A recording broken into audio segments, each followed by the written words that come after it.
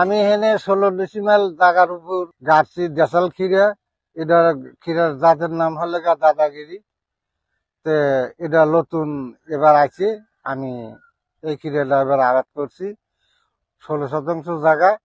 আমি নতুন একটা পদ্ধতি করে সেটা জাংলা দিতেছি, যে জাংলা কেমন হয়, গাছটা কতটুকু লম্বা চড়া হয়, এটা দেখার জন্য। তো আশা করছি যে যদি কালে দরটা ভালো হয় তাহলে হয়তো আমার যে প্রচুর টাকা খরচ হচ্ছে। স্কিন শুষ্ক রুক্ষ হয়ে যাবে বলে কি বাইরে যাবে না? জাস্ট 1 2 3 4 করো, স্কিনটাকে রিভাইভ করো। হয়তো আমার কিছু লাভবান হবে। উল্লাপাড়া উপজেলায় এই বছরে শসা এবং ক্ষীরা আবাদের লক্ষ্যমাত্রা 350 হেক্টর।